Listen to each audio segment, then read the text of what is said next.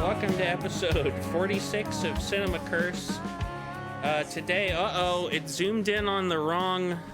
Sometimes Zoom does this thing when I do the spotlight. There we go. Now it's zoomed in. It like zoomed in on the tiny window with y'all two, instead of the big window with me. I don't know why it does that. This is great. This is also great business for the first one. I think I'm gonna have an audio only version as well. But this is episode 46 of Cinema Curse, Twin Peaks Club, Volume 9, Interlude. This is the one where we talk about Lynch's projects between Old Peaks and New Peaks, specifically focusing on Mulholland Drive and Inland Empire. Why those two specifically, I will elaborate on, but not yet. I am Connor Lloyd Crews, your Wicked Game Master. Joining me today is Jason Steele. Hello. And porting over from the old show, Jay Light. Hello. And my OBS is having more of a problem today with when I'm switching between the camera angles. It's a little laggy. Today I'm manifesting good health for Mr. Lynch. Twin Peaks Club is going to run through next summer, and there's a big part of me that fears it will outlive Mr. David Lynch based on the consistency of the worrying health updates we've been getting from him. But hang in there, buddy. I really want to meet you. I want to say thank you to Marina Sakamoto and her band Shunkin for the use of their song Curse off the EP She Nods for opening. It's been 385 days since the strike ended and the AMPTP still sucks. How's everyone doing? I'm doing all right. I watched Inland Empire for the first time today in the middle of the afternoon, which I must say is the complete wrong time of day to watch Inland Empire. Inland Empire is a weird one to watch any time of day. I gotta be honest. I just did a bunch of cooking today. Hell yeah. And so I watched Inland Empire on DVD a couple days ago, the DVD copy, and then I watched it again a second time on my phone in 4K, the upscaled version while I was cooking. So I got the way the Lynch optimum intended. Yeah, perfect. The way it should be done. Well, before we get to those two movies, I want to do a brief segment I'm going to call Meanwhile. Jay, you're getting to experience all these things I do for the first time. I changed my background. All of your tricks. All my tricks of the trade. This wily host. Just briefly, if people have anything they want to say about any of his other work from this time, I watched and rewatched a few of his shorts from here. Behind me, Premonitions of an Evil Deed. If people haven't seen that, is like a really good 1-minute short using like the same cameras that like the Lumiere brothers used or something. And it's all done in one shot, even though it looks like 6 shots, because they were like move the camera and then there's like they drop a like piece of black cloth or something into the frame, and then like move the camera and then remove it and keep playing. And it's it's good. It's creepy. Watched Absurda, another good short. That's the one in the theater. I don't know if people have seen that one, where the people go. I think he named his company after this one, or he named it after his company. But it's like these kids go into a theater, and it's all from like one shot in the back. I don't know how to describe it. I don't know how to describe any of these, really. I watched Rabbits in full, partially, kind of. I kind of like had it on the background because, to be honest, there's not a lot that happens in it, and it's very long. And how many episodes is that total? The one I saw was like one that was gathered later for a DVD collection, and was like kind of edited into one long thing that had pieces missing. So I don't know. It just seemed like one very long thing, to be honest.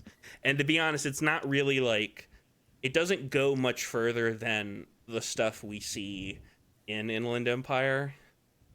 It's just like more of it. I see.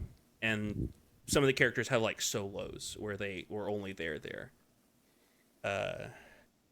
Watched his quinoa video. I don't know if anyone's seen that. His 20-minute long video about cooking quinoa, and also just him telling stories. I have not seen this. I have not seen this. I will look that up after this. It's really good. It's like a terrible cooking video, because there's like multiple times where he's like, get a close up on this, and then like they looked at the quinoa thing, and the way they're shooting it, like the light is so blown out you can't tell fucking anything about how much quinoa is in this cup that he's about to use. But you're like, yeah, whatever. And then while they're waiting, the best part of it is while they're waiting for the quinoa to inflate or whatever the fuck, cook. He takes them outside and smokes like 10 cigarettes and tells a bunch of stories. And then I watched Dumbland also. I saw that on your Letterboxd watch history. That's a fun one. That one's pretty funny. It's very much so. Have you ever seen that one, Jay? Yeah. Oh no, I'm sorry. 2 J's. Yeah. I almost made that joke earlier. Yeah. I have not seen that, but I am a big fan of bad cooking content. Purposefully bad, poorly shot. I like Henry's Kitchen. Have either of you guys ever watched Henry's Kitchen? No. Oh man, there's this comedian. His name's Henry Phillips, and he's been doing this cooking YouTube show for, I want to say, like 15 years, called Henry's Kitchen. And honestly, there is a very Lynchian quality to every episode. All the food, it's hard to describe. You just gotta go seek it out yourself and fall down that YouTube rabbit hole. Well, I'm gonna look that up, actually. Write that down. Dumbland, also really good. And he had 2 other. So here's the reason why we're not talking about his 2 other films from this bracket. One big reason is this plan for Twin Peaks Club is ported over from the old show, and we already talked about Lost Highway and Straight Story on the old show, and we hadn't talked about these 2 movies. I do also think that these 2 movies do kind of have...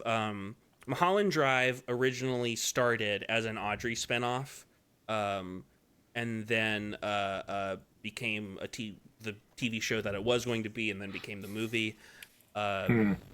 It also kind of introduces Naomi Watts into the David Lynch universe, which is obviously, she's a big part of The Return. And similarly, Inland Empire, Laura Dern had been in Lynch stuff previously, obviously, but that's also a way to like talk about her before getting to The Return. And just the fact that it's shot in video. It was his first sort of it was one of his really only 2, I would say, major projects that he shot on video, and The Return being the other one, even though he used better video for The Return. One can certainly say. But yeah, let's talk about Mulholland Drive. What did I put behind me? Oh yeah, it's David Lynch and Justin Theroux on the set. I had the ladies in the opening, so I wanted to get Justin in the background. But which is just for the people listening. I realize that's not even mentioning that. But Mulholland Drive famously started as a TV show. It didn't get picked up. The network hated it. And Studio Canal came along and allowed him to finish it. What are y'all's general thoughts about Mulholland Drive before we sort of jump through some beats? 'Cause I love this movie. I also love this movie. This is one of my all-time favorite movies. Out of the Lynch canon, it is my favorite of his work. It is one of the only movies that I watched and then immediately watched again. Oh yeah. Part of it was because I was like, I have to understand how we got to this point and see the clues that had clearly been dropped along the way. But also I was just like so blown away. I was like, I gotta get into this. I gotta see what's going on here. Yeah, this is also my favorite Lynch movie. It's one of the first of his that I saw. I had seen Twin Peaks, and I had seen Eraserhead, and this was the next David Lynch project that I saw. And when I first started watching it, the very first time, I didn't like it when I initially was beginning to watch it, and then at some point in the movie. Yeah, it wasn't that stuff. I was just I didn't a lot of the choices I didn't really understand in a way that kind of put me off initially. But this guy behind the story is too creepy. Oh my god! By the end of the movie, it had retroactively changed how I saw the beginning of it, and it immediately became one of my favorite films. I've never gone so far in one direction or another while watching a movie, from in my initial first impression of disliking it to absolutely loving it by the end. And it's hard to get back into that mindset I was in when I was watching it again recently. I was like, how did I ever dislike this? Yeah. Even from the beginning? Yeah. No. But it's my favorite Lynch movie. It's same, yeah. I mean, Twin Peaks is my favorite project, as a whole, but in terms of just the feature films, this is my favorite. He just has everything you want from him in the perfect mix, it's funny, it's sad, it's scary, it's weird, and I feel also once you're Lynch pilled enough, or maybe I'm just too much, I think the movie makes perfect sense to me. I don't have any questions about any of it. At this point, I get it complete. I watch it and I'm like, yeah, totally, 100%. Yeah, exact same. It's the Lynch project that probably I have the greatest grasp of in my head. Yeah, it's about how Hollywood's a nightmare. And shitty love story, but and Naomi Watts, I mean, this was her breakout, and I think so, and because she's basically was an unknown. I mean, there's this story of David Lynch seeing a headshot of her and thinking she was angelic, and then meeting her and realizing she was a real person. And there's a really funny story about it where they're telling it together and laughing. And I forget, was she nominated for an Oscar for this? I know Lynch got nominated for Best Director. I don't know. I don't remember, because this was the only time. This was the only time since the 80s, because Lynch has never really gotten a whole lot of Oscar recognition, and this was one of them. Yeah. It was this, Elephant Man, and did Blue Velvet get a little? Pretty much everything else I feel has been completely shut out. Yeah. I Maybe think Dune so. got some special effects ones. Dune got an effects nomination or something. I think that actually got a nomination for sound design. But okay, it makes sense. Yeah. I mean, it makes sense. That's a big budget movie. It does. That's not the issue with his Dune. No. But yeah, here I've got Isn't too many beats. We open with that dancing, that weird collage dancing stuff. It's a sort of indication that it's a dream. We're getting that POV shot down in that pillow, and then Rita's crash.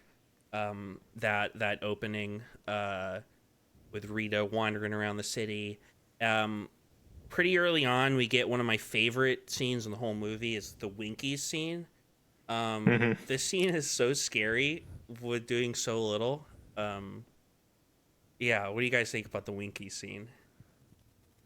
I jumped the first time I saw that.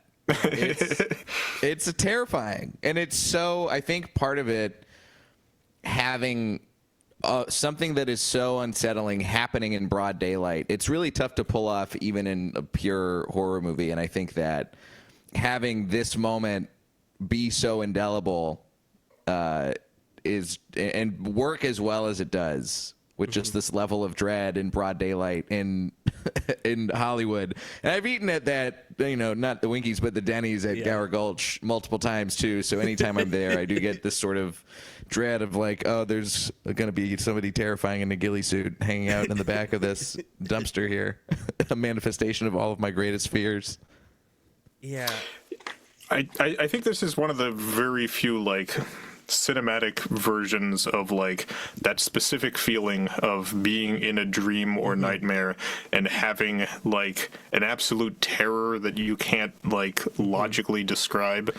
That moment in it when if people don't know, there's a scene where these two, they're cops, I think maybe are supposed to be. They're business partner, they're friends. I don't know. One of them is played by this actor who's been in tons of stuff. You know him. I always remember him as the Utz guy from Mad Men. But yeah. He's talking about a dream he had in this Winkies with his partner at the counter behind him. And then later on in that scene when the partner gets up and he turns to look and it starts to become indistinguishable from the dream essentially in terms of the way everyone's reacting. That always makes my stomach sink when I'm watching that scene. I'm always oh my God. Because it's he knows that it's fucked. And I also like the idea of David Lynch being at that Denny's or something and be this is the heart of all evil in Hollywood. There was a homeless man out back of this Denny's and he yelled at me. Yeah. He's the one who ruined Dune. Let's see. We get Betty arrives. We get some old people. She made some friends. Naomi Watts just smiling bright, arriving to visit, make her way onto the Los Angeles acting scene and use her aunt's condo, which is overseen by Coco, one of my favorite characters. I do sometimes miss, when watching this, I'm I do kind of wish I could see a season of this TV show, okay? So I could get more Coco and some of these side characters. I just like to be introduced to everyone in the building, just like she promised. Yeah, we get the one psychic lady, presumably she would have come back. Yeah, if this wound up being some sort of a David Lynch procedural, we would have met all the kooky people in the apartment complex. 100%, and we would have gotten more of those people at the studio we get to later. Which, speaking of, I'm going to say this about 10 of these scenes, but another one of my favorite scenes, Justin Theroux as Adam Kesher, a director on a big Hollywood movie, meeting with these executives, and they keep telling him to recast someone and pointing at this picture and saying, this is the girl. And I love specifically Angelo Badalamente's performance, the way he's almost saying this is the girl as a tick the whole time. And how upset he is about his coffee. He drinks the espresso. And this scene has to be based on some meeting that Lynch had, I feel at some point or something. Yeah, this is a very, very unkind view of Hollywood backdoor stuff.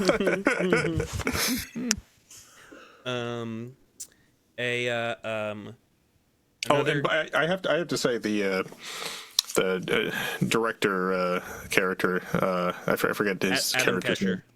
Adam, yeah, terrible instincts, terrible self-preservation instincts.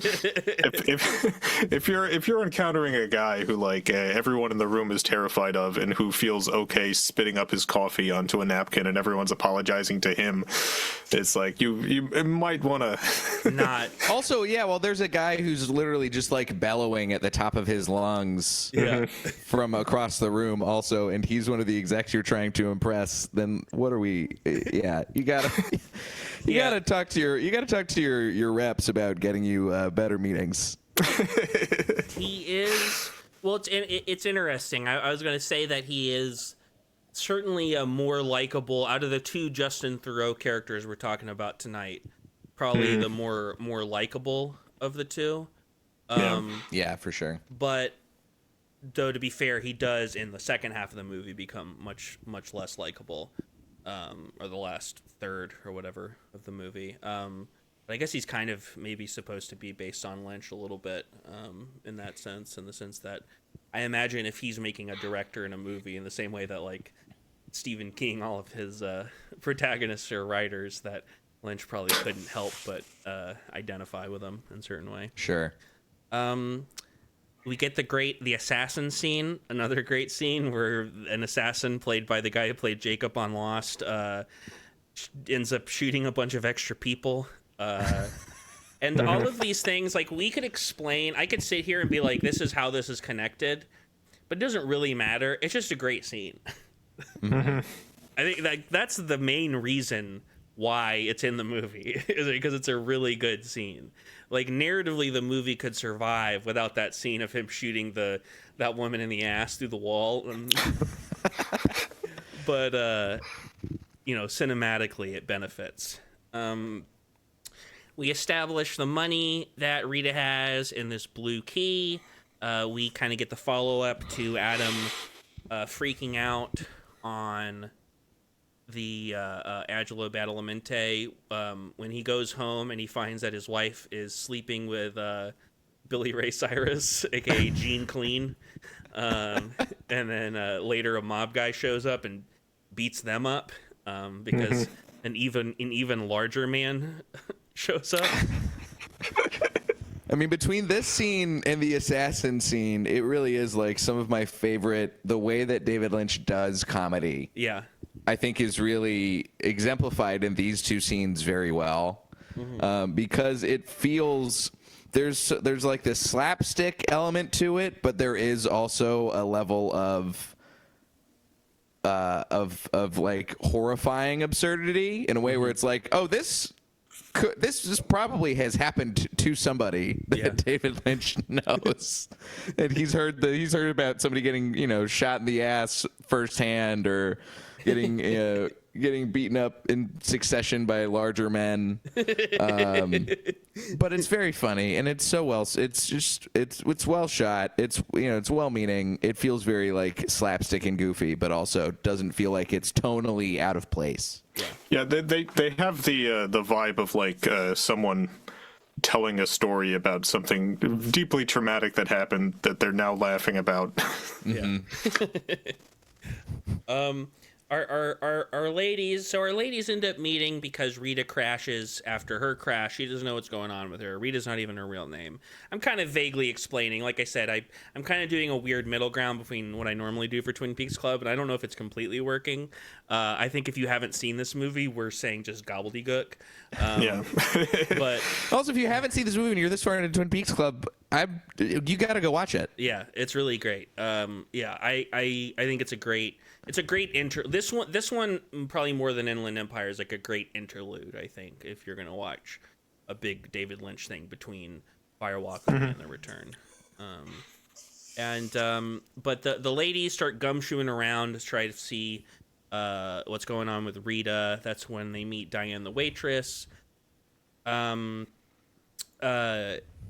Betty's neighbor, we mentioned earlier, some mystic lady thinks someone is in trouble and doesn't think that Betty's name is her name.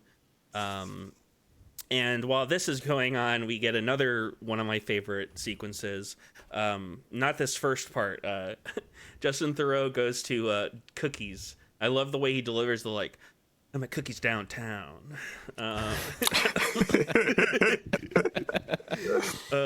And he gets told to go meet with my favorite character, the cowboy.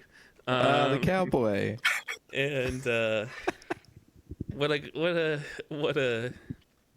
a man. Maybe the funniest scene in the movie, in my opinion, but also like a very scary scene at the same time. Mm-hmm. And how much do you think David Lynch wanted to get Sam Elliott for this and then couldn't and got this really great Sam Elliott facsimile instead? I love whatever this guy's weird voice is doing. David Lynch is great at finding guys with like a weird voice or vibe, I think, to like similar to the little guy who's married to Audrey in Twin Peaks: The Return. Like, this guy has that vibe of like, yeah, who the fuck, like, is this guy from an alien planet? And this is just a guy who we saw on this, at a tire shop in Lancaster one day. Yeah. Plucked him down.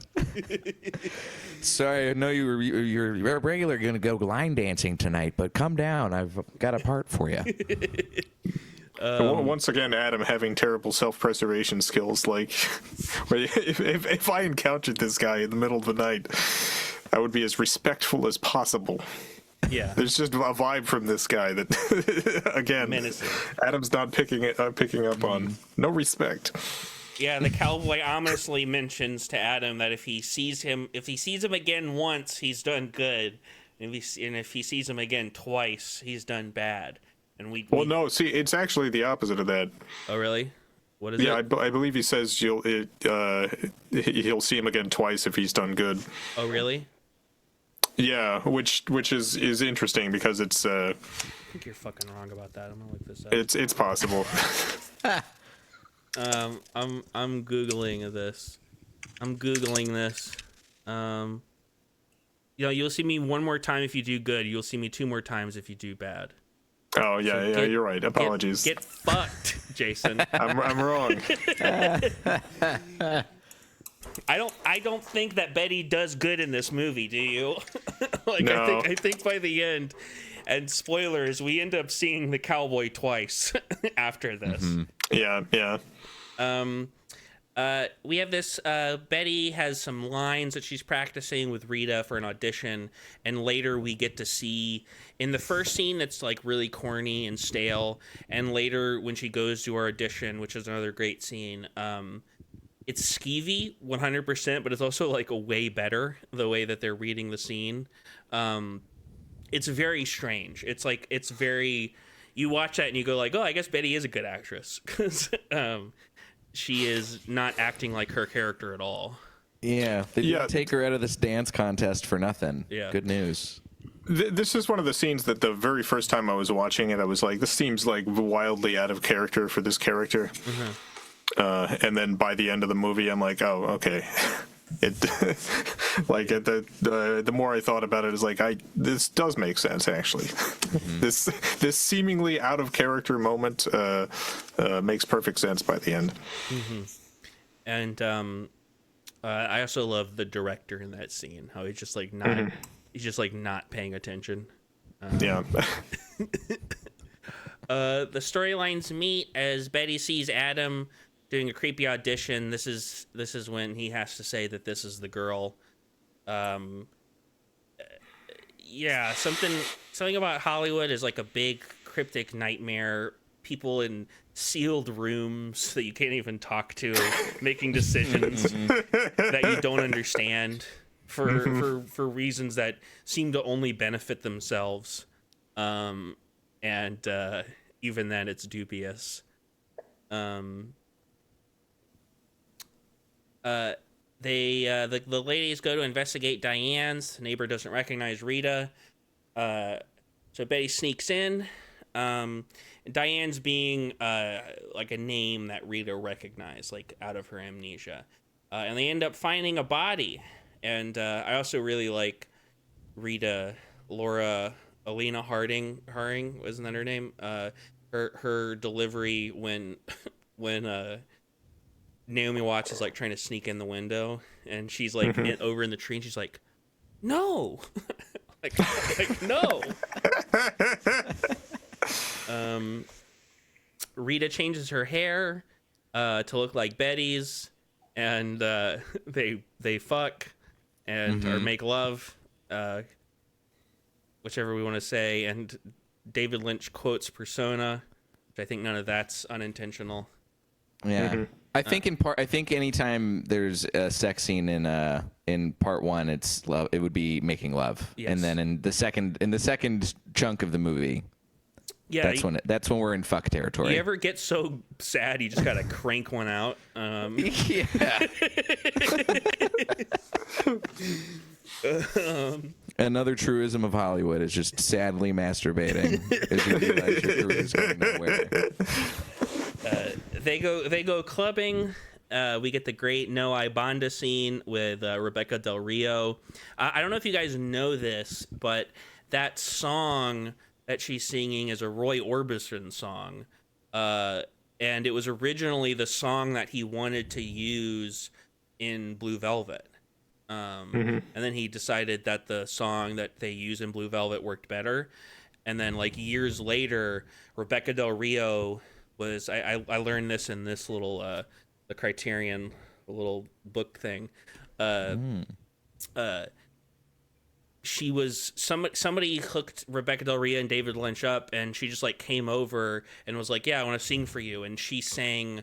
They just like set up a recording, and she sang that song in one take, and that's the audio we hear in the film. Oh wow! And he had no idea that that's what she was going to sing or anything.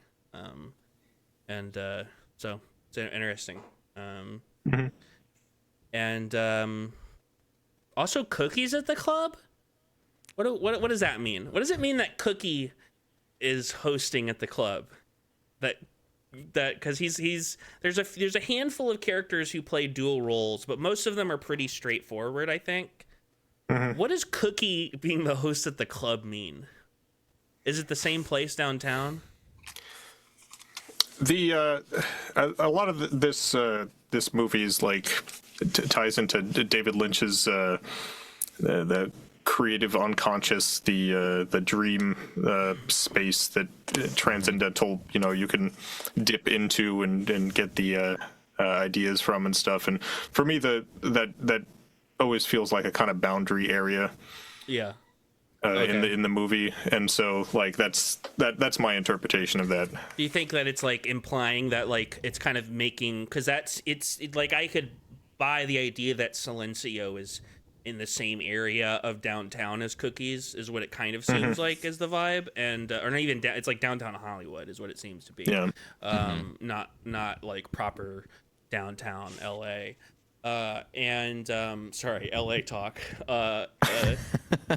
This wasn't as good as Tangerine. I watched Tangerine recently, and I live in Los Feliz, and so the whole movie I was like, what? If people have ever seen that. But yeah, it seems almost like I can kind of buy that like this sort of downtown area is this kind of portal area. It's the same area that we see Laura Dern kind of crawling over towards the end of Inland Empire. Yeah. I mean, I look at the times I watched this scene, because the first time I watched that, I didn't catch that it was the same guy, because I was at that point I was so just really I was wrapped, but not like fully aware of everything. And then now I watch it and again, and I'm like, hey, I think this actually might be. I mean, it's like a breadcrumb, more of like, all right, we're getting more into. You don't totally know what's going on. You're still in this dream state, but the dream is starting to unravel a little bit.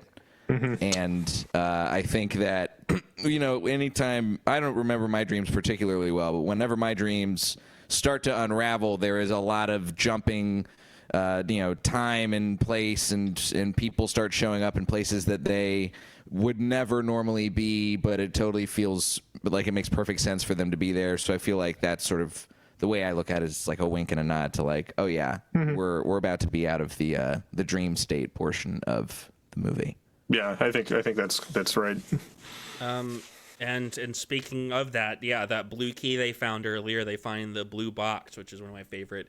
It's one of my screensavers at Cycles, is that open, creepy blue box. That's a very cool. It's a good look. I think that would be a good couple's costume. One guy or two ladies, one guy in drag, whatever, is them at the end, and the Silencio with the box, and just yeah, they both disappear.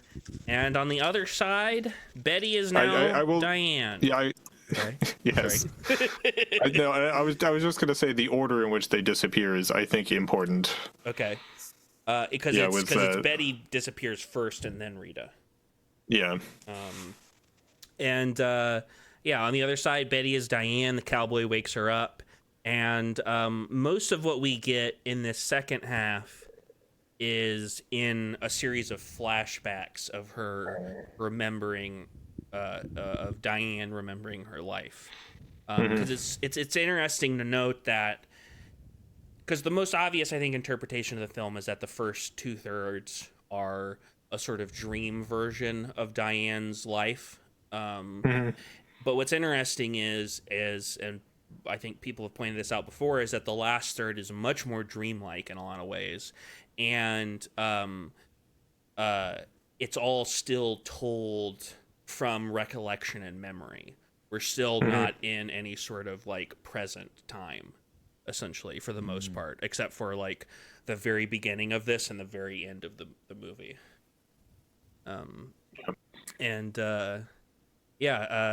She's remembering good times, quote unquote, with Rita, who is now Camilla, remembering a lot of bad times with Camilla and Adam, who have now become kind of horrible, twisted versions of themselves. Though, to be fair, Betty as Diane is also kind of the same. Is like a very, not the sort of sunny, good-natured girl that was sort of characterized in the first half. She's now frantic and deluded and angry. Diane gets the phone call. There's a lot of also here like little echoes from the first half. Diane gets that phone call that we saw before Betty arrived at the very beginning of the movie. We get implications that, yeah, she was in a jitterbug contest, which is clearly, I think, supposed to be that opening with all the people dancing. And we get that sort of repeat of the first scene of the movie, where instead of getting in a car accident, Diane has a little sapphic rendezvous with Camilla before, like, Adam and Camilla's engagement party, essentially.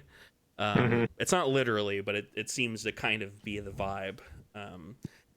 And I do like that Coco is still Coco. Even though she's now Adam's mom instead of that landlord, she's still Coco. That's my favorite of the dual roles. It's not even really a dual role. It's just Coco. It's the same Coco all along. Yeah, she's Coco in every universe. I mean, who knows? She might still run that place. Yeah, that's true. She could still own that property. I mean, I feel like directors. I feel like there's a lot of directors whose family have ties to LA, not even necessarily nepotism, but just because living here gets you a foot up, and so to be that young on something like that, maybe Coco is his mom. Maybe that was supposed to be true in the first half. Also, we just didn't know it yet. And let's see. It's interesting. Does this imply that Rita at the beginning of the movie was going to Adams? Or when she's like, we don't stop here, is that like a connection that maybe Rita had to Adam before the movie? I was thinking about that this time. There's I had mentioned before, like, the order in which they disappear is important. And I think it's important because when they die at the end. It's in the opposite order. Yeah. And so for me, like a big key to like the mirror of the two parts is like both characters are actresses, and it's the first half to me feels a little bit like either character is playing the other, and so like when the car comes up and you have the accident in the first scene versus the second one, that the same car trip ends in a sort of emotional catastrophe, and just for the other character. She does see the cowboy again. Yeah, she does see the cowboy again. Yeah. So one leads to a physical catastrophe, the other leads to an emotional catastrophe. And which kind of, we get a couple more echoes in the movie. You get the blue key, the normal looking blue key. Diane meets Betty the waitress. She is hiring an assassin, the same assassin we saw earlier, to take care of Rita. Which that almost implies that she's responsible for the assassination attempt that was trying to happen at the beginning with Rita as well. There's like kind of a couple of loops like that. And she says, "This is the girl." It's the last time we get that repeated phrase. Definitely is Mulholland Drive sort of Fire Walk with Me. I saw someone compare that phrase to this movie, or the mantra of the film. Then the olds ramble out of the blue box and cause Diane to kill herself in a very sad ending. I forgot that happened so close to the very end of the movie too. Yeah. It's like that's like the very end. They like the box opens, they walk out, they show up, they crawl under her door, terrorize her, and then we get the Silencio, the blue-haired woman. And I don't know. Like I think one thing that makes this movie so one of his best is that even when it switches over, like, yes, you can be confused about how do these two halves connect, but the relationships and the conflicts are still pretty clear on both sides. Like these are clear conflicts. These are clear characters. There's plot happening, even if it is kind of abstracted and weird. I think it hits that perfect sweet spot for him where there's like enough of that stuff while still allowing him all of this room to play with his like weirdness. Yeah. And I was gonna read a tiny little thing. I opened right up to it. They asked Lynch. It's an interview. This is from the Criterion. It's like from some interview book. He said, "Yeah, and I always say the same thing. I think they really know for themselves what it's about. I think that intuition, the detective in us, puts things together in a way that makes sense for us. They say intuition gives you an inner knowing, but the weird thing about inner knowing is that it's really hard to communicate that to someone else. As soon as you try, you realize that you don't have the words or the ability to say that inner knowing to your friend, but you still know it. It's really frustrating. I think you can't communicate it because the knowing is too beautifully abstract, and yet poets can catch an abstraction in words and give you a feeling that you can't any other way. I think people know what Mulholland Drive is to them, but they don't trust it." That's part of him talking about the meaning of the movie, and that's how I feel about it. I feel like I like whatever it is. It's a story about a young girl coming to Hollywood and getting just the system destroying her essentially. And there's definitely some abstractions in the way that plot works, but I think it's a pretty straightforward narrative, unlike something else we might be I might be segueing to, unless somebody has other things they want to say about Mulholland Drive. Yeah, I mean, like I said before, I just love this movie, and I do feel like it's one of the. I mean, I think a lot of David Lynch merits repeat viewing because there's always so much in there that you will wind up picking up on upon repeat viewing. But I do think Mulholland Drive it feels like it was the first. I think I'd seen it even before I'd even seen any Twin Peaks at all. I think it was my first David Lynch piece of work that I had ever seen. And I remember watching and being like, oh, this is, I mean, I get why people think this guy's super weird and everything, but like, this is pretty straightforward, even though there's a lot of like, vibe wise, there's obviously some weird stuff going on. There's some really strange choices that feel, I think, in ways that like he's played with sort of the banality of like everyday life and the sort of horror that like everyday things can have. I think he plays with it in a really in a Hollywood centric way that also has like aged into I have aged into living in LA and into working in the industry that has sort of, you know, the echoes of like, oh yeah, this is not this is more than just like the story of somebody going to Hollywood and failing. This does have a lot of other things that are like the kinds of fears and like things, the levels of like sadness, but also the absurdity of the things that you witness while working in the industry or like living in Los Angeles, that I do feel like the more I have sat with it, the more I've been able to appreciate those elements. Yeah. Definitely. It would have been funny if the movie he was directing was like Dune.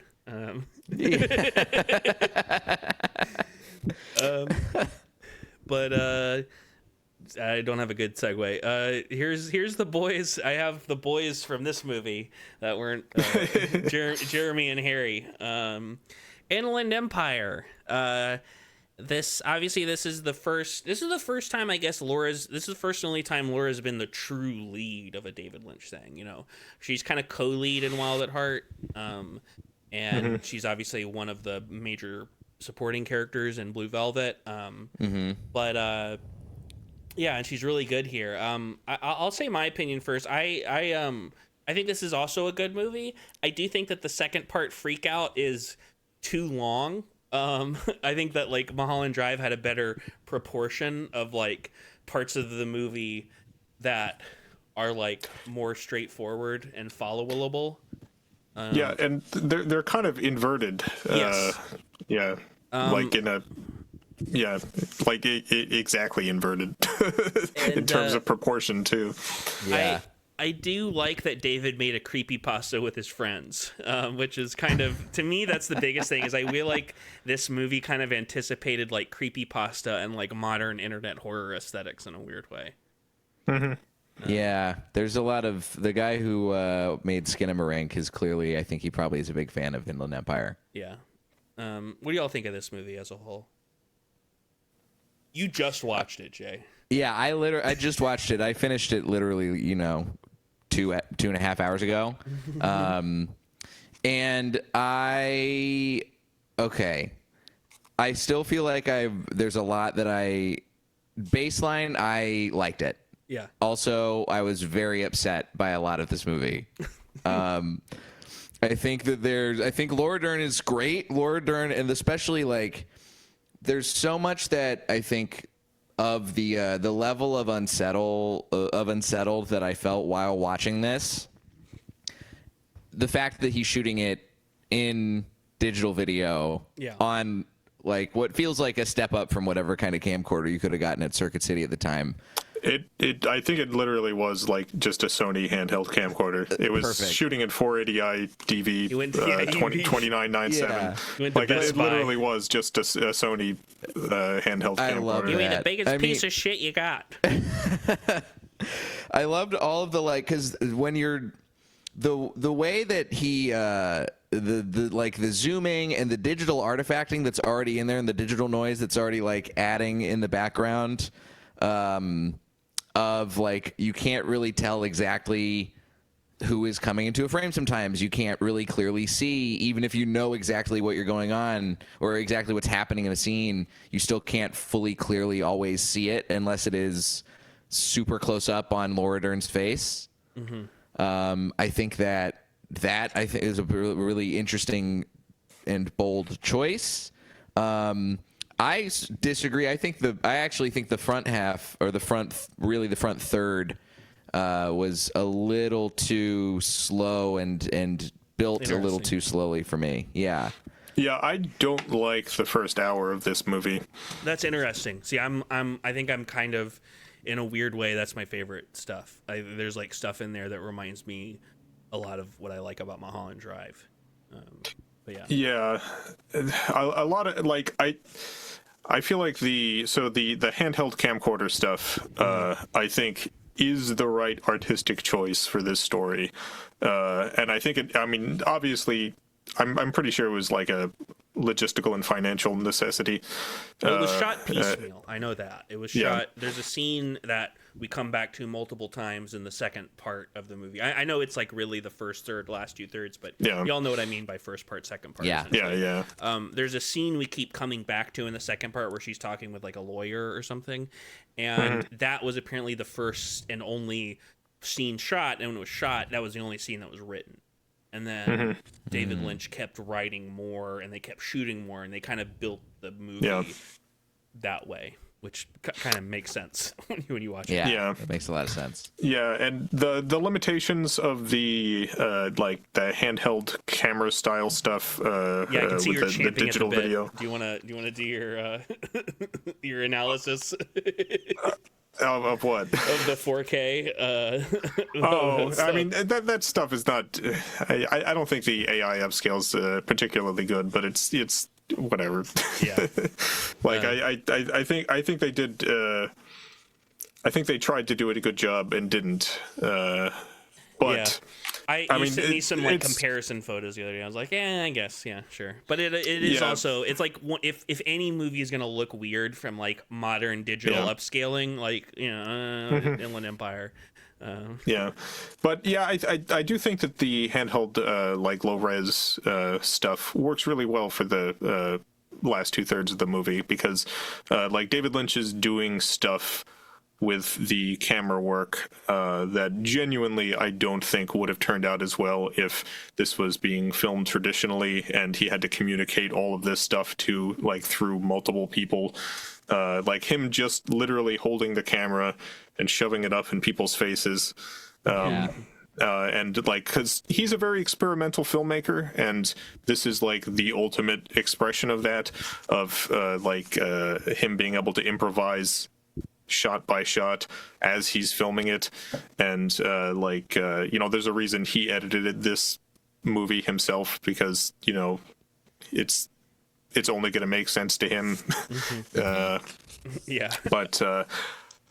I think the first third of the movie, because the first third of the movie is more traditional in the storytelling, in the presentation.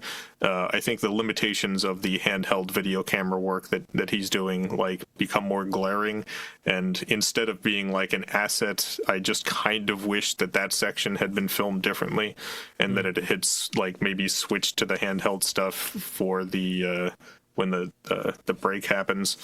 But I just don't like how it looks. I do like all the times when we shows like the nice cameras, like, hey, I could have done that. I know that it is very good every time you see an RE. Well, the movie starts with the two most terrifying creatures you can think of: the bunnies and the Polish, and a girl. I don't know how I'm going to recap this one. I'm really not going to even. I'm not even going to bother to try. I also want to speed it up a little bit, frankly, on my own end, and so I'm just going to hit these fucking beats. But there's the girl in the room who is also the Polish girl, and then Grace Zabriskie shows up to Laura Dern's to be a harbinger of something. We get fucking Jeremy, Justin, and Harry show up. The boys show up for this movie, and it makes me wonder, why wasn't Justin Theroux in The Return? I love Justin Theroux. He should have been in The Return. You should have written a role for him, David. You fuck. I wonder, would he have been shooting The Leftovers? Yeah, I was just thinking. That could maybe be it. I mean, The Leftovers is fucking great, so... great show. And we get a little Diane Ladd cameo where she's interviewing Justin Theroux and Laura Dern, which I thought was fun. One of my favorite scenes in the movie, when they're in the lot and they think they see something, a scene that we end up coming back to later. And we sort of find out, this is where it kind of gets into the creepypasta thing, where it's like a movie that's a remake of a movie that was never finished because the leads were murdered, which was based on a cursed Polish folktale. Like, this sounds I just want to say, and before you get too far into, because I do love that this movie is really not that funny throughout it, but I did laugh very hard early on when she gets when Laura Dern gets the call that she's got the part, and then you cut back to her butler just like clapping his hands and doing a foot pop. Oh yeah, that's a great moment. There's moment. The first third has some funny stuff for sure. I think. Yeah, I think the funniest scene in the movie is in the near the very end, but we'll get to that. Interesting. The faces. No. No. We'll talk about it. We get an interrogation scene. As we said earlier, a lot of these scenes were just, I think, kind of just filmed, and he just kind of created and let the ideas flow. We meet Laura's husband, Smithy, played by Peter J. Lucas, who I love that performance in the movie. I was like, who the fuck is this guy? Like, every time they cut to him. I think, I don't know, my favorite thing, I just kind of like how this feels like an extension of Mulholland Drive, this first part, in the sense that we get kind of these like behind the scenes of like them making a movie, you know? And I love the scene with Harry Dean exploiting Laura Dern and Justin Theroux for money, talking about how he has a shitty landlord. And then like later we see him doing the same shtick to someone else. And I also love David Lynch's voice cameo as Bucky. Yeah. Bucky the Gaffer. Bucky the Gaffer. And I like these kind of scenes that happen around here once we start, because the first third is really focused on this movie, essentially, that's being made. And we see Laura and Justin getting closer. She starts getting confused about what is and isn't real. I like some of those scenes. Too deep into method acting. Yeah. They end up fucking, and the husband catches them. But weirdly, they're fucking in the bed. That's the character that she turns into, her bed. And that's when things fucking go nuts, and she heads into a door labeled Axon, and she ends up being the ghost they thought they saw earlier in a very spooky scene. And then she crosses over into the other 2/3. And it's funny, in the last movie I was really clear about, that's Betty, that's Diane, that's Rita, that's Camilla. And I do think in this movie there's less of that. I mean, I don't really like know who the characters' names are. I'm just calling her Laura. I know it's like Nikki is her character. And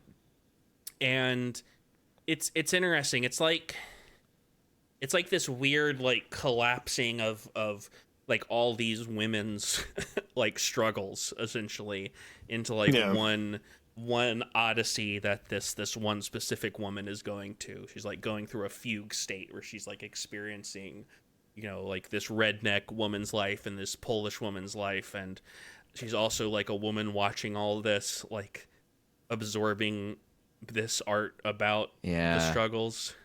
This feels like what happens when the red box machine glitches out and one of your characters just traversing between all of the different options.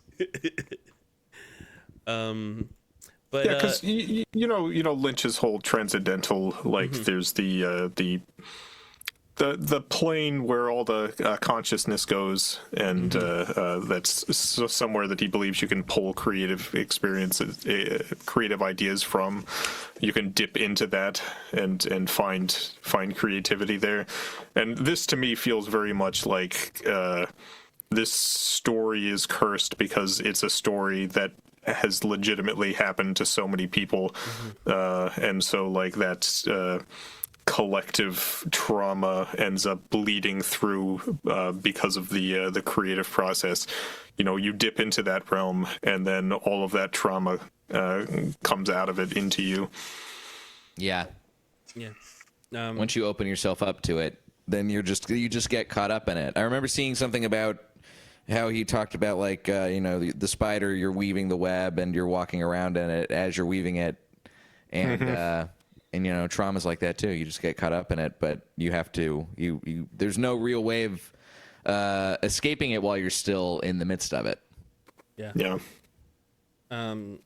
But speaking of being in the midst of it, she's in her new house, and we meet a group of people I'm calling the ladies, who seem to be some women of the night, and possibly also the other women that her husband slept with. Like that's like a way I've interpreted it in my brain, also to a certain degree, because there's also like a lot of stuff about infidelity in here, and Laura is now, I guess, a different woman. She starts talking to a lawyer in a scene that I mentioned earlier that we keep cutting back to, and it almost like this scene, she's like, it's weird because sometimes she like drops and has this like affected voice in certain scenes, and it feels like, is this a scene? Is this like a backstory monologue she's giving in the movie that she's shooting? Especially when we think about like scenes that come up later.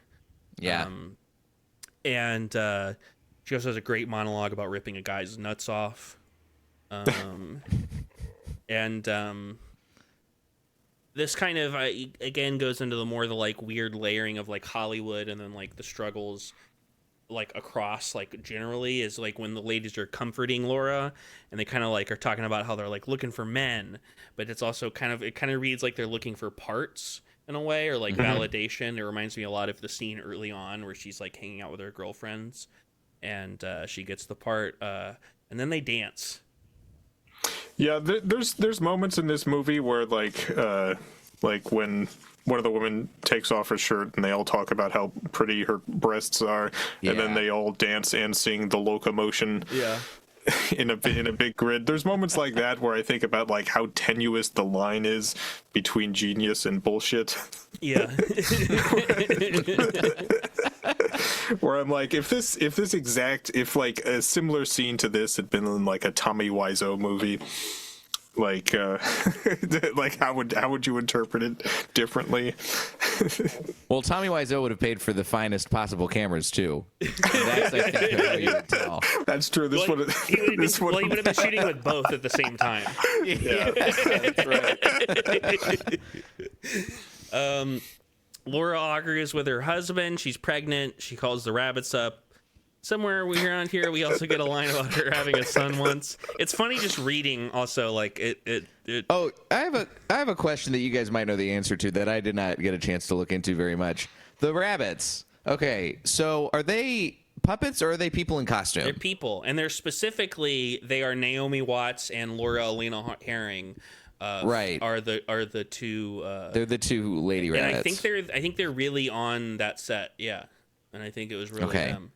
I mean, that set, they did such a good job of rendering it to make it look like it's in miniature. Yeah. So I was so thrown, but then I saw later on, we're get a little ahead of myself here, but when they start doing that low angle and you see it and it's like, oh, this actually, I think is a set. Yeah. And they might be in costumes here, or I can really tell, but I just want to see if you guys had some insight there. Yeah, no, they were full size. That was Naomi Watts and Laura under those costumes, and some other guy who is like a minor role in Mulholland Drive and stuff. Mm-hmm. The lady from the interrogation room appears with a screwdriver. Is she from the older movie? Is she like somebody who got killed, or somebody who killed someone in the older movie? I don't know. Yeah. I don't know the answer to these questions. I do. I mean, this is a more obvious one, but when she keeps like looking through the cigarette burn to see her life, which, if people don't know, a cigarette burn is something they mark reels of a film with. And there's also a lot of stuff in here about, this is definitely, one of the more metatextual of his movies. Not that he shies away from that in other projects, but there's a lot of like her watching herself on like a movie screen. And she might be back on set with Justin. We get Mary Steenburgen's here. She shows up. We get a lot of spooky, digitally edited shots of Laura Dern in this. Yeah, here's where it like really devolves. Laura steals a screwdriver. I gotta be honest, my notes really started to devolve here. It's been like a week since I watched, and most of these don't mean anything to me. Like I was just watching the movie and just like writing things down, and then I was like, then like a week later, like a couple days ago, I was like looking at it like, the fuck is, like, what? The Polish guy walks in a room? Like, what the fuck am I supposed to say about this?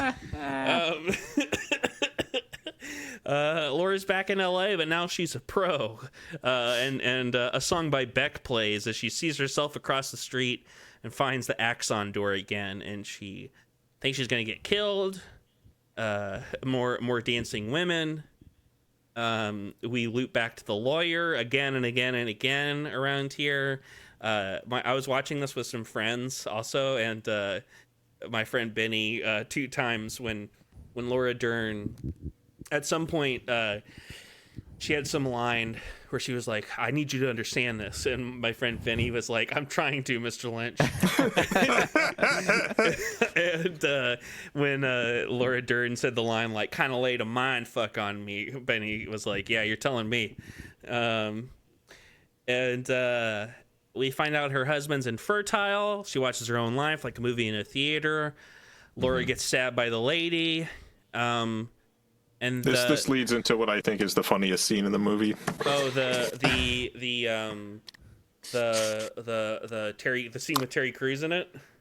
What a last conversation to hear as you're bleeding out. I do that is a funny scene too, I will say. But to be fair, it's a very dark comedy, but yeah.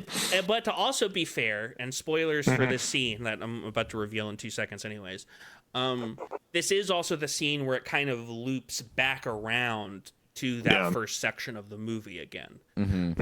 So like I actually like this scene around here is where I start really liking the movie again. Yeah. Like I like the first hour and I like this last like 20 minutes a lot, and then the middle part I wish was like half as long.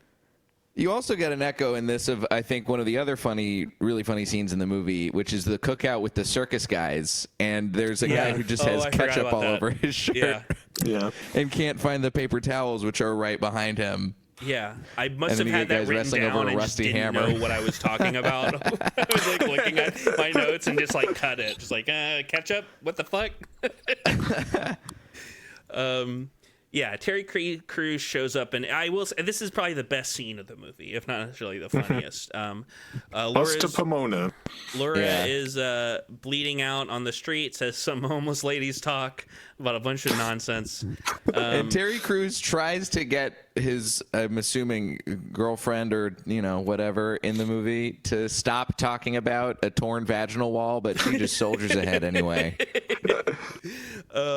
Laura dies. We hear the name of the movie that they were making, No More Blue Tomorrows, and we reveal that it's Laura on a set, Dickie from the beginning. And Jeremy Irons comes up and congratulates her on her performance. I will say, the first time I saw this, I was like, what? When this scene happened. Like, whoa! Also another example of the Ari camera showing up. Yep, with the crane and everything, too. And a nice jib arm. You could have, look at all the money that we could have spent to shoot this movie. No, these are props. I mean, it probably was less expensive to use them as props, to be fair. You didn't have to pay for film. Yeah, you can keep an empty Panavision film canister on, and it's going to be way cheaper than doing the full rental. Yeah, that's how we're going to make a movie.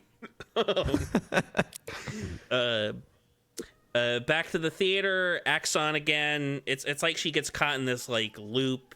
I think what's interesting here, I was going to bring up is I also think like Mulholland Drive and Inland Empire and a couple of these like later movies of his really feel like they could almost take place in the universe of Twin Peaks. That, you know what I mean? Like that these some of these weird creatures are like they're part of the Gray Lodge or the the Pink Lodge. They're over there. They're part of the they're part of the LA branch of the Black Lodge.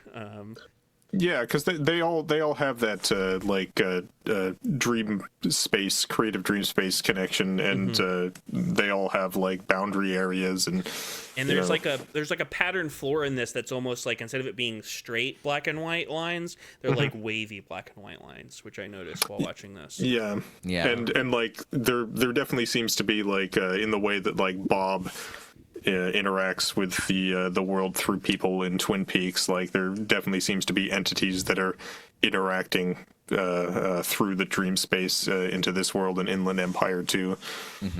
Some weird line about like a horse in a well too in this. That reminded me of like the radio scene in The Return. That might just be like a common set of images to connect. And then we're kind of in the home stretch, I so to speak, of the movie. The Polish man returns and is shot by Laura. He only glows. More creepypasta Laura Dern images. She goes to visit the rabbits. And then she visits the watching girl, who's also the Polish girl. And all the women that they are fuse into one. And then I guess the girl finds the husband and a boy. Laura Dern is in heaven, ? That's what I have written down here. Also being cheered on as she dances, ? We go back to the first scene with Laura. More women dancing, log cutting. And and the monkey lady who I cut out of my earlier notes is here also. Because they do mention a monkey lady earlier. Yeah, the monkey lady and the lady with one leg. Yeah. And so, yeah, that's Inland Empire. I like this movie, but I definitely... I think it's too long. I think it's too long. I think I'm with you on it being too long, but I wouldn't cut much, honestly. I would cut maybe... I think the upper limit of what I would cut would maybe be 30 minutes, and that's just out of the beginning. Oh, really? Interesting. Yeah. I feel like all the rest of it, the sort of like nightmare collage of the second 2 hours of the movie really worked for me. Maybe if that was all more of what the movie was, like in terms of proportion, I wouldn't be so thrown off, if that makes sense. Because I watched the first third of this, and I kind of think, oh, this is going to be like Mulholland Drive, in a way, about like with more of like a narrative, because even when Mulholland Drive switches over, there's still like kind of a clear narrative, even if it gets a little weirder. Yeah. And in the second half of this movie, it's like it really is like there are things that I can obviously tell are happening, but there's not like a clear like plot in the same way that like you can kind of follow into it. Yeah, I think it all works for me, like in that second 2/3, because like I think because of the way it's filmed, because there's so much like inventive camera work, and like David Lynch has always really liked superimposing images on each other, and the fact that he's able to just kind of film whatever he wants, and he's editing it himself, he really indulges in that a lot and creates a lot of interesting imagery that way. I do think that a lot of what he's getting across in the second like 2/3 is kind of like the same group of things over and over again. That's kind of what I mean. So, I feel like it kind of becomes it's longer than it needs to be. I think it's his biggest issue for me, and I also do understand why people think it looks like shit, because it kind of does. One last thing I'll mention with the production stuff. He edited this on Final Cut Pro. I don't know if you've used like Apple software around that time period, but it came with a series of sound effects from Sound Ideas, and he. As someone who used those specific sound effects over and over again because they came free with the program, he uses them all over the place in this. Bro. It's so funny to hear those specific sound effects that I heard over and over again when I was editing stuff in that time period, just like splattered throughout this. I'm like, they're outside, and so the exact like outdoor bird sound effect from Final Cut Pro is playing there. A door opens, it's the Final Cut Pro door open sound. This, I don't know if it's this one you're talking about. I feel like cursed with this in general. Like there's this one like metal door opening squeaky sound that Yeah. every movie uses, and whenever I hear it, it's like it's literally like being punched in the gut. Like that's it's like, from the Sound Ideas Series 6000 collection. It's recorded by Mike this guy has so McDonough. many sound effects, Jay. You don't even know. I know exactly what sound you're talking about, but yeah. I remember Sound last Ideas year stuff. it was in The Holdovers, it was in Eileen, it was in a couple other movies. I like specifically remember instances of it because I was like, what the fuck? But I want to do like an audio play about that sound effect, where like someone hears it and the entire audio play is diverted as they're like, are we in a fictional production? Yeah. At the end of the day, the more we talk about it, the more I feel like this is just sort of like the high art version of Too Many Cooks. Yeah. It is definitely like it there is kind of a vibe of this one that it's kind of a shit post in like not in a bad way, but in like a weird kind of elaborate, like, you know, like me and my buddies just got together and tried to film the creepiest stuff we thought we could try to freak each other out. And you know, if this was released with from the twisted mind of David Lynch as the tagline on the poster, if they didn't do that at the time, they were leaving a lot on the table. Well, we have, Jay, one last thing. Have you seen? This is an obscure reference.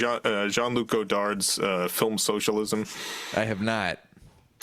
So Jean-Luc Godard and David Lynch are two people who, at some point in their career, were drawn by the freedom afforded to you by handheld digital video cameras. Mm-hmm. And I just want to say, David Lynch, I think, does a lot more interesting stuff with it than Jean-Luc Godard did.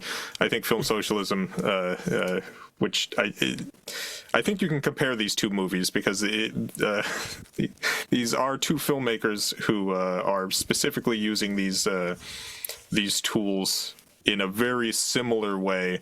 But Jean-Luc Godard, I think, does it terribly, and Lynch does it very well. And two master filmmakers too. You know? Yeah, two master filmmakers. Whatever you think of Godard.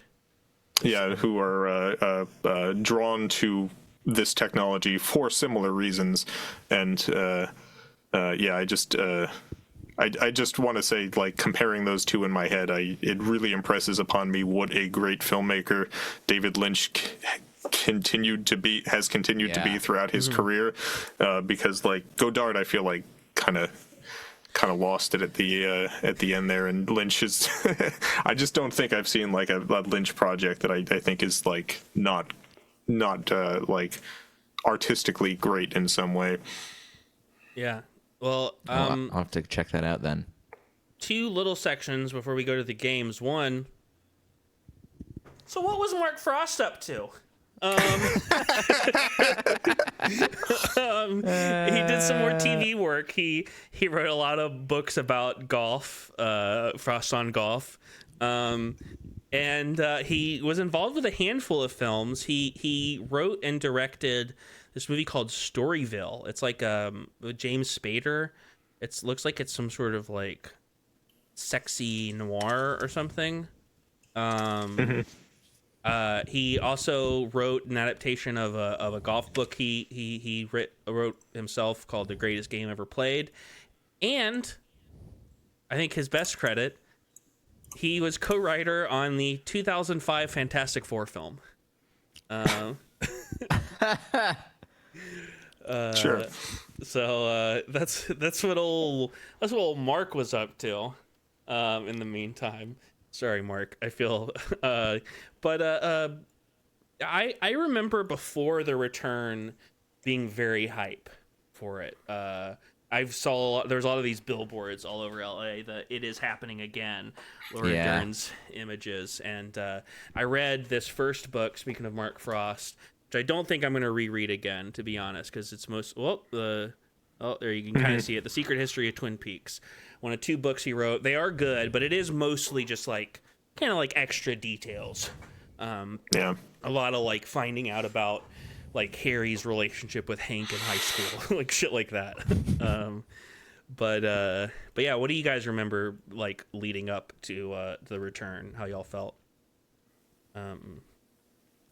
I remember feeling like I needed to find a way to pirate a Showtime subscription. That was the thing I felt. Yeah, I mean, I remember seeing those billboards were all over the place, and I had only seen, so I'd seen Twin Peaks many years before. I think I rewatched or watched it for the first time rather after I saw Mulholland Drive for the first time, which was shortly after I moved to LA. And then when The Return started airing, I watched the first couple episodes, and then I got caught up. And something happened, and I didn't get a chance to watch it as it was airing, which then gave me a great excuse to go rewatch all of Twin Peaks and Firewalk with Me years later, and then watch all of it at once when somebody gave me a screener. So it all worked out great. Yeah, I didn't rewatch the show before The Return started, but then like a couple weeks into The Return, I was like, okay, I got to rewatch the show, and then like I ended up doing like a rewatch along like while The Return was happening, and by the end it like caught up. So I rewatched the penultimate part of The Return, like the day before the last part came out. Oh man! And it was a wild time. What about you, Jason? I didn't watch it initially when it came out. When it had been announced and stuff, I rewatched a bunch of David Lynch films and stuff, and got like, oh yeah, I love David Lynch. Let me I'm getting back into David Lynch this year. And then the show came out, and I didn't have Showtime, and just kind of waited for a bit before actually watching it all at once. Bought Showtime for this. I was like, I'm subscribing for Showtime for this motherfuckers. I watched that. Bobby and my buddy Paul, like we watched that pretty much every week, and that was really fun. Getting to like it was in the height of one of the Game of Thrones seasons too. So I remember somebody had that meme of like Homer at the bar where he's like everyone's like pumped and he's just like sad at the bar, and it's like he's Twin Peaks, everyone else is Game of Thrones, and that's definitely what it felt like around that time, because that's like when I had fallen off of because I fell off of Game of Thrones like 2 seasons before everyone else did, because I'm really cool. But I do definitely wish I had watched it as it came out, because I think especially a lot of the Dougie stuff, and specifically how long that goes on, honestly would have worked like even better for me watching it, like having to wait each week. Yeah.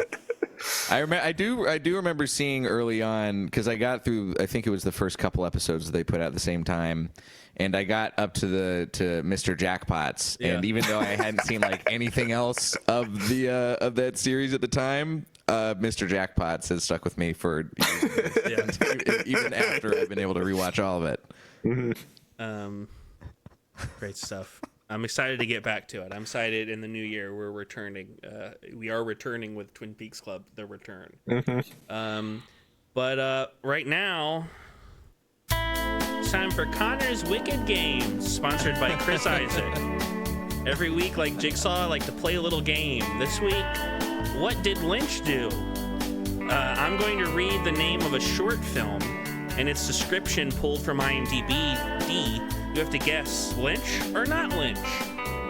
Everyone will get a chance to guess on the title. Then everyone will get a second chance after I read the description to change their answer or stick with their original one.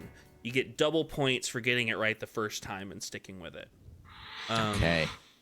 You get 1 point for a correct Lynch, not Lynch answer, Lynch, not Lynch answer, and an additional point for guessing who did do the short. If you can figure that out. One catch is a couple of these. Whoa, my mic just tighten that up. A couple of these are completely made up by me. They don't exist. Guessing that one of these is made up by me is worth an additional point. So all sorts of ways to score. I'll let you choose, Jay. Do you want to go first or second? I will go second. We'll go second. All right. So everyone will get a chance on each question, but we'll switch who goes first, essentially. And so, Jason, the short, What Did Jack Do? Is that Lynch or not Lynch? What did Jack do? I'll say Lynch. Jay? That's Lynch. Okay, that's 2 points for both of y'all. I'm not even going to read the description. That is, in fact, the one where he talks to a monkey. Yeah, it's a Netflix one. Yep.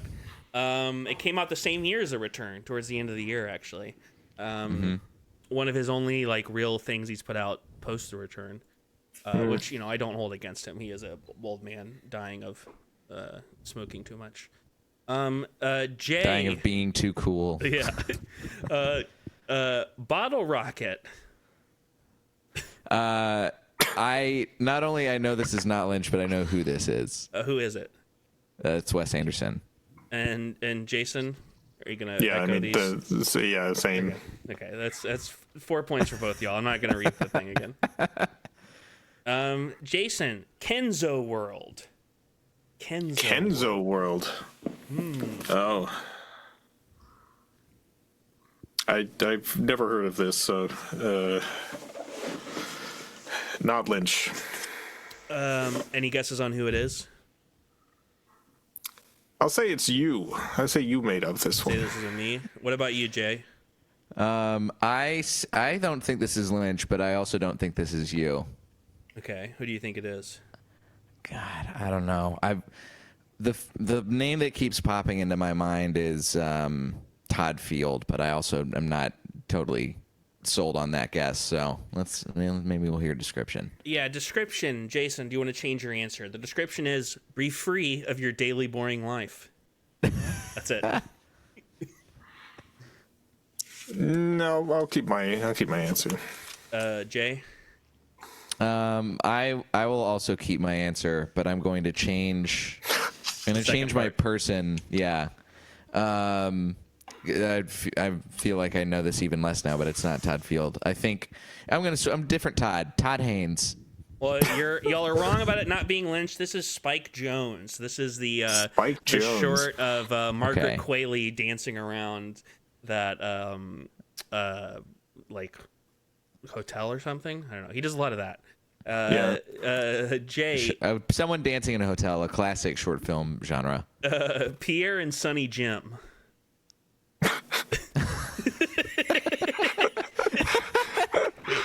This feels like a trick. I don't think this is Lynch. I think this is you. Jason. Yeah, because it does have a David Lynch kind of sound to it, but yeah, I'll guess the exact same. Yeah. Well, at least some part of your answer is not correct, because I will give you the description. Life can be hard on planet Earth, especially when you're running out of air. Jay?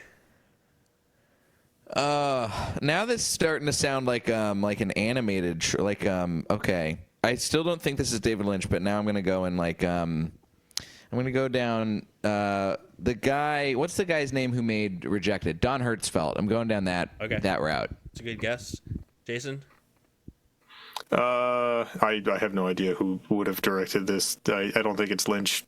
Well, guess what, you fuckers? You're wrong. It is David Lynch. It is David Lynch. Some video with balloon people that he made. It's the Sonny Jim part that threw me, because I'm like, there's no way he would reuse the name Sonny Jim in a short film. Yeah. He named his dog Dougie. Sparky. Yeah. He loves those types of names. There's multiple Twin Peaks Dougies. That's true. Who went first last time? Was that... I forget. I did. Okay, so Jason. Yeah. Prada, the Galleria. Prada, the Galleria. I've never heard of this one either. I'll say not Lynch. And don't know the director. Jay? I also say not Lynch. I feel like I remember, a Prada thing that somebody recently was a big name director who did. I'm gonna go with Ridley Scott. Y'all didn't get the same. I'll read the description. if y'all don't give the same answer, then I'm obviously going to read the description. Yeah, sure. Jason, a convict framed an innocent cellmate to delay execution. The convict's motive: kill the cellmate, who loves the convict's girlfriend. Tension escalates as the innocent man battles for survival against the convict's vengeful plot. Not where I expected that one to go, description-wise. It was the longest one I have, the description. Yeah. I'm not going to change my answer. I still have no idea who the director of this could be, though. Jay? I will not change my answer. I'm going to change the director because it doesn't feel like Ridley Scott. This feels... you know what? I'm going to go with Spike Jonze again. I think our boy Spike Jonze is wilding out. Well, congratulations, Jay. You're wrong. It's Jonathan Glazer, which I did get points for this being not Lynch. Jay, Blue Bob Egg. This feels like a trick again, but I know what happened last time, so I'm going to say this is David Lynch. Jason? I feel like I'm gonna. I feel like I'm falling into a trap here, but yeah, I'll say Lynch. Congratulations, you're both correct. Great. I will Great read you the news. description just for fun, which is: before our very eyes, Blue Bob gets arrested in broad daylight. So Nice. I gotta watch more of Lynch's short films. Yeah, me too. this one starts with you, Jason. PlayStation 2, the third place.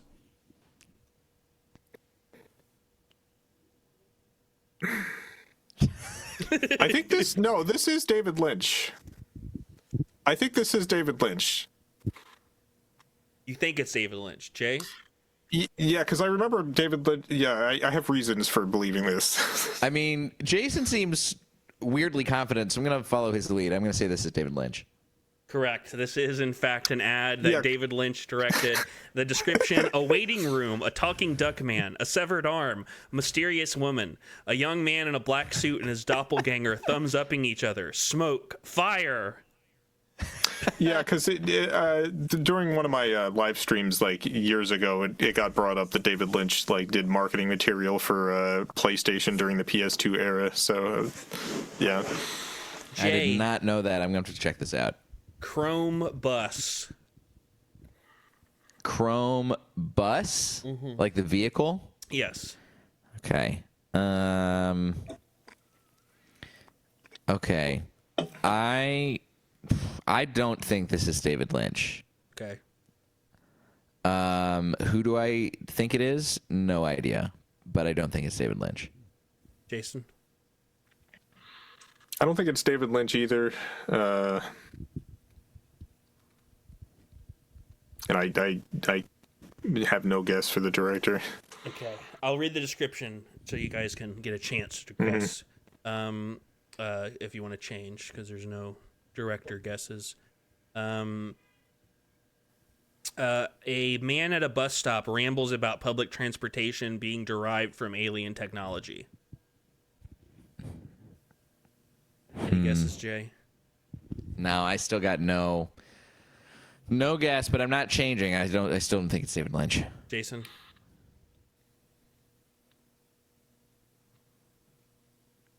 Well, actually, no. I'm going to throw one in before Jason goes on the buzzer. I'm going to say Michel Gondry. Okay, that's a good guess. I'm gonna switch. I'll say David Lynch. You say David Lynch did this? Yeah, David Lynch did it. Well, Jay, you are partially right. This is not Lynch. This was one of the ones that I made up. You got me. I did get you. Jason, intervalometer experiments. Intervalometer Intervalometer experiments. Intervalometer. Okay, I see. Lynch. Jay, David Lynch. this is in fact, it's basically him just doing a bunch of time-lapse photography. Yeah, that sounds about right. Another ad, Jay, Barilla Cafe. Barilla Cafe. I mean, I know David Lynch loves his coffee, so I'm going to say David Lynch. Jason? I'll say not David Lynch. We have a split. So the description, Gerard Depardieu cooks a delicious pasta as an emergency effort to comfort a little girl after a bicycle accident in this commercial. You want to change your answer, Jay, or you stick with it? I still think it's not coffee related anymore, but I still think it's David Lynch. Jason? I'm gonna stick with my answer. It is Lynch. Sorry, Jason. Yes. Dang it. All right, home stretch. Jason, Jay, you're getting a slight lead. Jason, you can still catch up. Lanton Mills. Lanton Mills. Whose turn is it? Yours. It's yours. Oh, I'm gonna say not Lynch, and I'm gonna say you made this one up. All right, Jay. I have the same answer as Jason. This sounds like a mall. I will read the description. Tillman and Lanton Mills, two cowboys who set off on horseback to rob a bank. On the way, they stop to see their boss, the quote-unquote old man, only to discover he has been murdered by another cowboy, John Sparks. Jason? You know you're not completely right, because I would have stopped. Yeah. Maybe I'll just switch around completely. It's Lynch. It's Lynch now. Jay? Well, I still don't think it's David Lynch, but I guess it's probably not you. Who would make a Western with such basic names?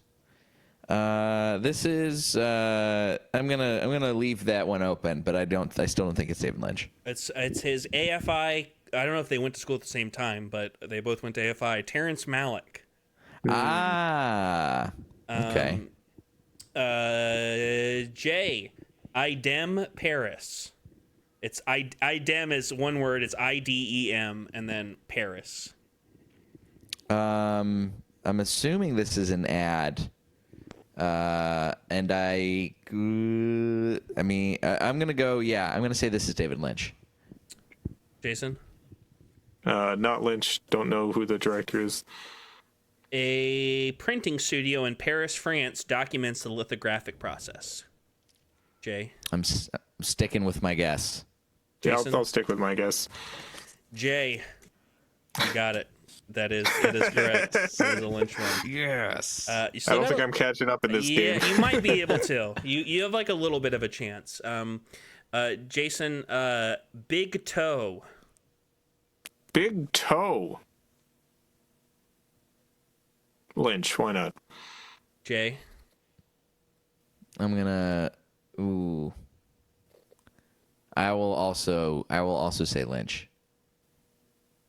Well, I'm going to read you the description, whatever that tells you. A child becomes obsessed with removing big toes. Jason? Well, if it's not Lynch, I'm going to say you made this one up. Yeah, I'll do this. I'm going to say the same thing. Correct. I did make this one up. I am working on a toe-based short. So... Oh, that's true, yeah. Which toe are you focusing on? The big toe. I mean, obviously. Oh, that's the big toe. That's the one. That's the best toe. It's the best one. It's the big toe. Last two. I think you have it, Jay, but I still want to do these last two. Okay. The moon's glow, Jay. The moon's glow. Oh, this sounds so vague. This seems okay. If there's anything we've learned with David Lynch's shorts based on this, is that they're either the titles are very esoteric or they're very bland. Mm-hmm. And I think this is in the bland camp, so I'm going Lynch. Jason? I'm going to say not Lynch. I don't think Lynch cares about the moon. Jay, a heated discussion that first starts from a spat about an album. Yeah, I still say David Lynch. And Jason? Not Lynch, but I don't know who. It is Lynch. I'm sorry, Jason. Yes! Farther and farther behind that folder. David Lynch loves the moon. He loves smoking cigarettes at night. Yeah. This is our last one. Jason, Luau. Luau. Why not Lynch? Jay, I say not Lynch. whomst do you think? I mean, it's literally only because I also know he made The Descendants, but Alexander Payne. Jason, does this change your mind at all? It's a horrifying and touching movie about a tramp's dream of fame. No, I'll stick with my answer. Jay? You know what? I'm going to change my answer. I think this is David Lynch now. This is Tim Burton. So, Tim Burton. which, he loves luau's and Hawaiian themed stuff. Yeah. He's always going off about that shit in movies. But yeah, Jay, you took it away. You get a gold medal, and because there's only 2 people on this episode, you get a -1 to your appearance rate. So you have like a unreal number for your. I have like a GPA of everyone who's on this multiple times, essentially, that I can create. So you're doing so good that I actually can't register you until you appear again. Let me. Jason's here, so we have to do a little bit of a Dune date. I finished reading God Emperor of Dune, which is a very good book. I love the part where Duncan Idaho gets more mad than he's ever been before at the idea of lesbians. Yes. I do. Moneo has to get him to chill out. Yeah, like, hey man.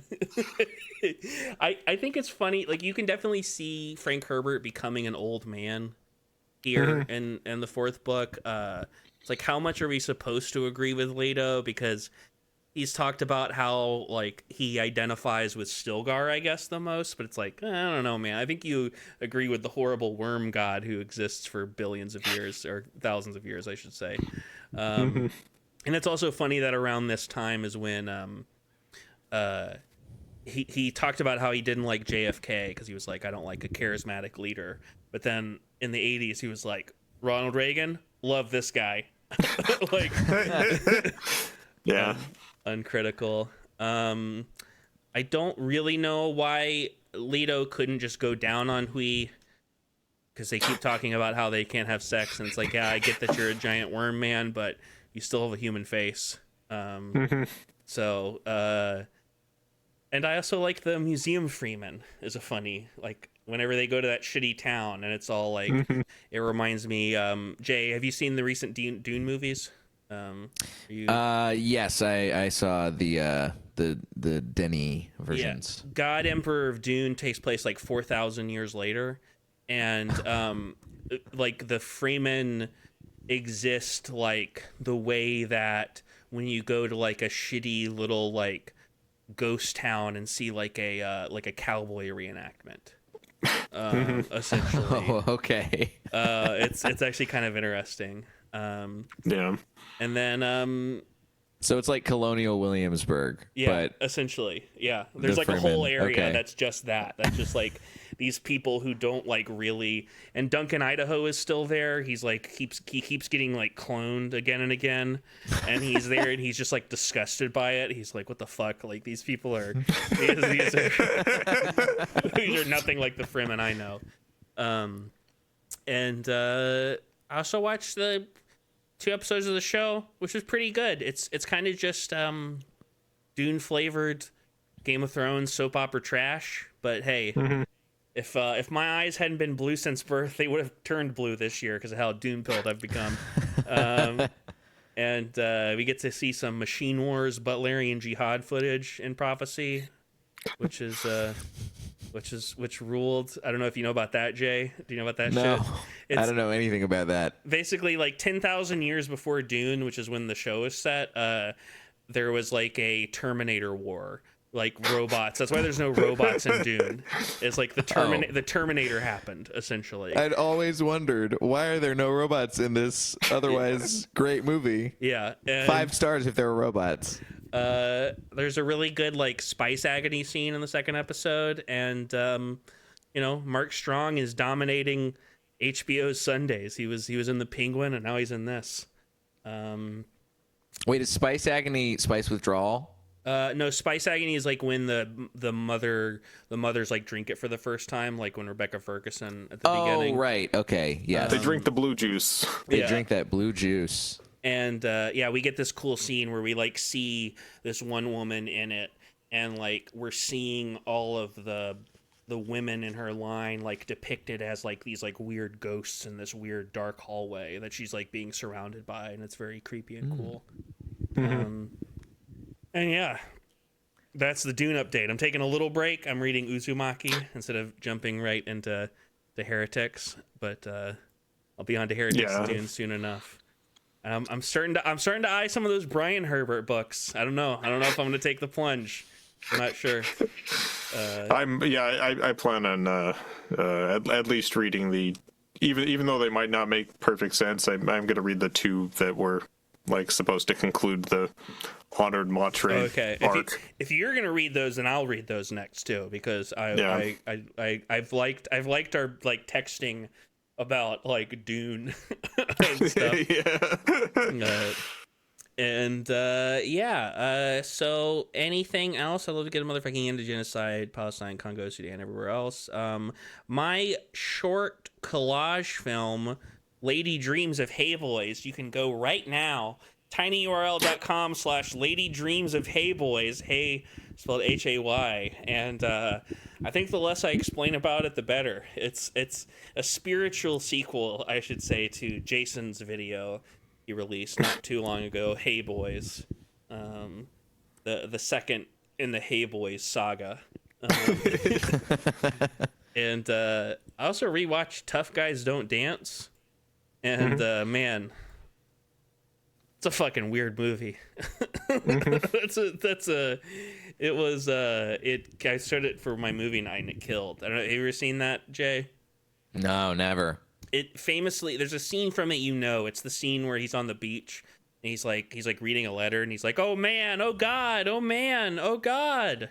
Okay. And but the whole movie is it's about like a web of cuckoldry, and about a lot of people with like southern accents talking to each other and saying the most explicit things you've ever heard humans say to each other, like talking about this guy's like ex-wife and the other guy's wife while he's like holding up with a gun and being like, did she ever give you a rim job? So definitely a recommendation with friends, probably.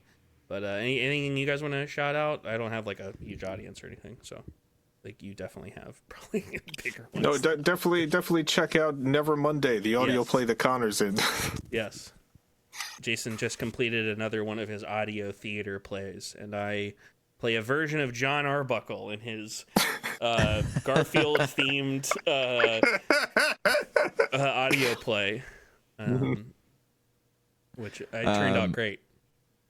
If you like the Twisted Games segment of this show, you can watch my dark comedy game show Wrong on YouTube and live at the Comedy Store first Saturdays of every month.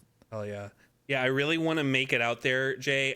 It's probably going to be February because of holidays and stuff, and that's fine. Like, I'm January I'm going to be out of town, and December a friend has a wedding.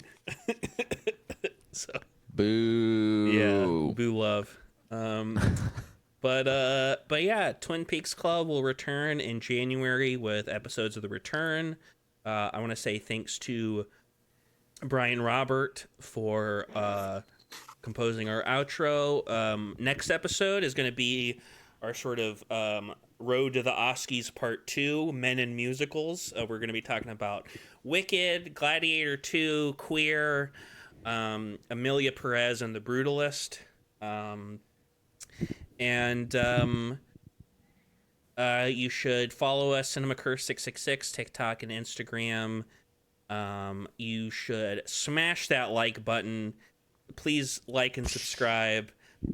Share this episode with your local.